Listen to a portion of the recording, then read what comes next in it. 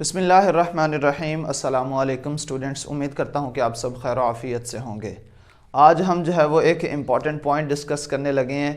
आप लोगों के लिए तो एक अच्छी ख़बर थी और आप ये समझ रहे होंगे कि हमारे लिए ये एक अच्छी ख़बर है कि हमारे जो एग्ज़ाम्स हैं एक तो वो डिले हो गए हैं, दूसरा उसमें जो सब्जेक्ट्स हैं वो हाफ़ हो गए हैं। फॉर एग्ज़ाम्पल सबसे पहले बात करते हैं जी मैट्रिक के बेसिकली टोटल 8 सब्जेक्ट्स होते हैं और उनको जो है वो रिड्यूस करके हाफ़ करके जो है वो अब सिर्फ 4 सब्जेक्ट्स के टेस्ट लिए जाएंगे। वो हैं physics, chemistry, math and biology. अब आप कहेंगे सर ये तो हमें पता है, इसमें कोई नई बात कौन सी है। नई बात दरअसल ये है कि ये 4 सब्जेक्ट्स के जो आप लोग पेपर दे रहे हैं ये दरअसल आपके लिए खुशी की बात नहीं है, बल्कि आपके लिए बाइस परेशानी है, बाइस मुश्किल है।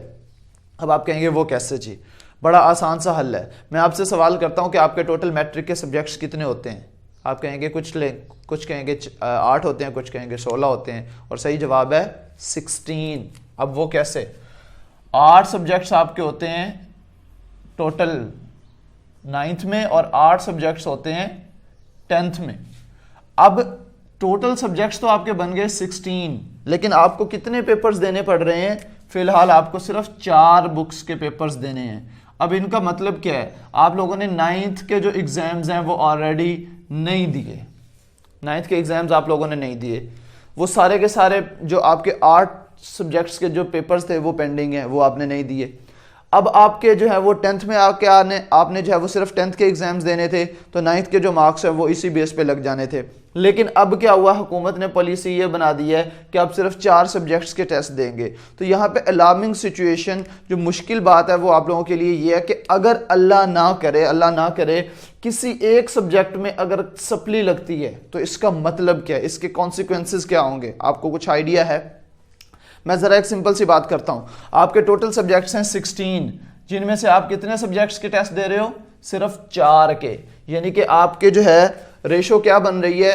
होना तो ये चाहिए था कि आपके 16 के 16 सब्जेक्ट्स के पेपर हों, लेकिन आपके पेपर्स कितने सब्जेक्ट्स के हो रहे हैं? 4 के। तो 4 × 4 16 बनता है जाके।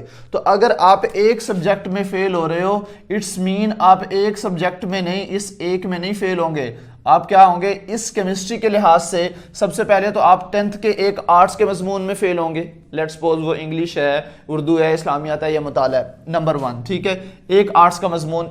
इस एक को फेल होने से, इस एक के अंदर अगर आपकी सप्ली आ गई है तो इसकी वजह से आपका एक आर्ट्स का मजमून गया, यानी कि 2 हो गए। अब दूसरी बात, जब आपने इस सिर्फ 10th की केमिस्ट्री का दिया है, 10th की केमिस्ट्री के साथ जो 9th की केमिस्ट्री है वो भी जाएगी।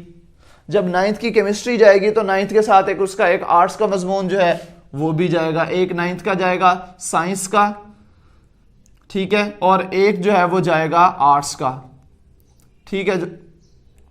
तो अब इसका मतलब ये हुआ, एक ये बजाते खुद एक 10th का आर्ट्स का सब्जेक्ट, ठीक है, और एक 9th का साइंस का सब्जेक्ट, यही केमिस्ट्री, और एक 9th का आर्ट्स का सब्जेक्ट। यानी कि आपकी सप्ली आई थी सिर्फ केमिस्ट्री में। ऐसे ही है ना, आपकी सप्ली अल्लाह ना करे आई थी किसमें? सिर्फ केमिस्ट्री में। तो ये आपके टोटल 4 सब्जेक्ट्स को ले डूबी है। जी जनाब, ये मैं आपको बताना चाह रहा हूं कि इसको इतना ज्यादा जो है वो लाइट मूड में ना लें कि हमारे सब्जेक्ट्स जो है वो हाफ हो गए हैं, हमें 4 सब्जेक्ट्स के पेपर्स देने हैं। ये दरअसल 4 के तो देने हैं आप लोगों ने, लेकिन ये 4 सब्जेक्ट्स बेसिकली आपके 16 सब्जेक्ट्स को इफेक्ट कर सकते हैं। यानी कि रिमेनिंग जो 12 सब्जेक्ट्स हैं उनको भी, रिमेनिंग 12 सब्जेक्ट्स को भी इन 4 सब्जेक्ट्स ने बेसिकली इफेक्ट करने। बात उम्मीद है आप लोगों को क्लियर हो गई होगी। मैं दोबारा से बता रहा हूं कि अगर बिलफर्ज आपकी केमिस्ट्री में सप्ली आती है तो आपने 9th की केमिस्ट्री का पेपर नहीं दिया, तो जब इस 10th की केमिस्ट्री में सप्ली आई है तो ऑटोमेटिकली 9th की केमिस्ट्री में भी सप्ली है। 2 हो गए। एक बात, जब आपने 9th के कोई भी पेपर नहीं दिया, और दूसरी बात 10th के जो आपके पेपर्स हैं वो भी 4 हो गए हैं। इसके लिहाज से चूंकि हुकूमत ने पॉलिसी ये बनाई है कि अगर आप इन 4 सब्जेक्ट्स को क्लियर करते हो तो बाय 1 गेट 1 फ्री के रूल के मुताबिक जो है, अगर आपने एक सब्जेक्ट पास किया तो एक आर्ट्स का सब्जेक्ट भी आपका पास कर दिया जाएगा। इसको जरा रिवर्स करके देखें, अगर आप एक साइंस के सब्जेक्ट में फेल होते हैं तो आपको एक आर्ट्स के सब्जेक्ट में भी फेल कर दिया जाएगा। तो केमिस्ट्री खुद तो जाएगी, साथ में एक आर्ट्स का सब्जेक्ट भी लेके जाएगी। दूसरी चीज, कि अगर हमारे पास ये 10th की केमिस्ट्री में सप्ली आ रही है तो जो हमारी 9th की केमिस्ट्री होगी उसकी भी छुट्टी हो गई।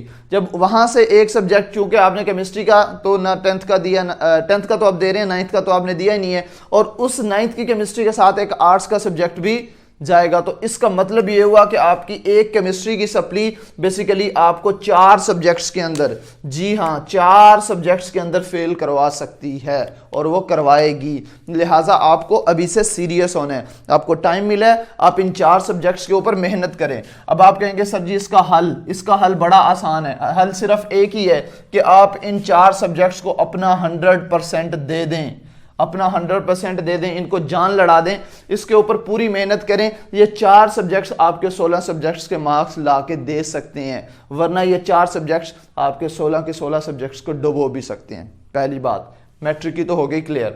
सेम बातें जो है ये अप्लाई होती हैं एफएससी पर या आईसीएस पर। अगर अल्लाह ना करे आपकी फिजिक्स में सप्ली आती है तो आपके एक साइंस सब्जेक्ट और साथ में एक आर्ट्स का सब्जेक्ट भी जाएगा, एक साइंस सब्जेक्ट और ये एक साथ में आर्ट्स का सब्जेक्ट भी लेकर जाएगी। और जो सेकेंड ईयर वाले हैं उन्होंने तो फर्स्ट ईयर के एग्जाम्स भी नहीं दिए, तो जब एक फिजिक्स में सप्ली आ रही है तो ये साथ में एक आर्ट्स का सब्जेक्ट, लेट्स सपोज उर्दू की भी सप्ली काउंट हो जाएगी। और जब ये सेकेंड ईयर की फिजिक्स में सप्ली आई है तो ऑटोमेटिकली यही जो है वो अप्लाई हो जाएगा किस पर, फर्स्ट ईयर की फिजिक्स पर। जब फर्स्ट ईयर की फिजिक्स में सप्ली आ गई है तो उसके साथ का जो एक आर्ट्स का मजमून होगा उस पर भी जो है ये सप्ली काउंट होगी। तो इसका मकसद ये हुआ कि अगर आपकी एक फिजिक्स में सप्ली आती है, ये दरअसल एक सप्ली नहीं है बल्कि ये टोटल 3 मजीद सब्जेक्ट्स को लेके जाएगी। लेट्स सपोज यहां पे अगर एक फिजिक्स के अंदर आपकी सप्ली आ रही है तो अब ये बेसिकली सिर्फ एक फिजिक्स नहीं है बल्कि ये 3 मजीद सब्जेक्ट्स को भी ले डूबेगी। ठीक हो गया ना?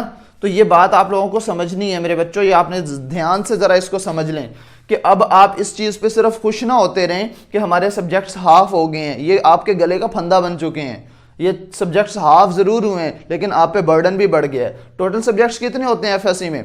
6 जो है वो होते हैं फर्स्ट ईयर में और 6 जो है वो होते हैं सेकेंड ईयर में। टोटल हो गए 12 सब्जेक्ट्स। तो आपको देने कितने सब्जेक्ट्स के हैं पेपर्स? सिर्फ 3 सब्जेक्ट्स के पेपर्स देने हैं ना। तो अब ये 3 कहां और 12 कहां, यानी कि 9 सब्जेक्ट्स का डिफरेंस है। 9 सब्जेक्ट्स के डिफरेंस का मतलब ये है कि अगर आप 3 सब्जेक्ट्स क्लियर कर गए तो समझ लो ये 9 सब्जेक्ट्स भी क्लियर हो गए, और अगर ये 3 सब्जेक्ट्स अल्लाह ना करे आपके रह गए तो ये 9 सब्जेक्ट्स जो हैं इनकी भी छुट्टी है। तो इस बात को आपने बड़े ध्यान से समझना है और इसको जरा सीरियस लें। इस खुशी में ना रहें कि हमारे सब्जेक्ट्स हाफ हो गए, हमें 6 सब्जेक्ट्स के पेपर देने थे अब हमें 3 सब्जेक्ट्स के पेपर देने हैं, या मैट्रिक वाले उस खुशफहमी में रहें कि हमने जो है वो 8 सब्जेक्ट्स के पेपर देने थे अब हमें 4 सब्जेक्ट्स के देने हैं। ये दरअसल 4 सब्जेक्ट्स पर आपकी जिम्मेदारी बढ़ गई है। एक सब्जेक्ट आपके टोटल 4 सब्जेक्ट्स को जो है वो ले डूबेगा। ठीक है ना?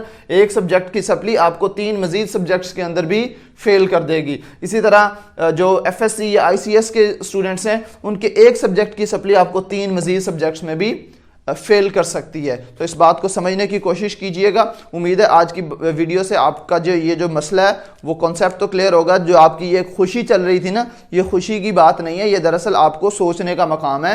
तो आप इस पर जो है वो ज़रा तवज्जो दें और अपनी भरपूर मेहनत के साथ जो है वो आप अपनी स्टडी को जारी रखें। दुआ है कि अल्लाह आपको कामयाब करे और आप अपनी ज़िंदगी में बहुत सारी कामयाबियाँ समेटें। दुआ में याद रखिएगा। अल्लाह हाफिज़।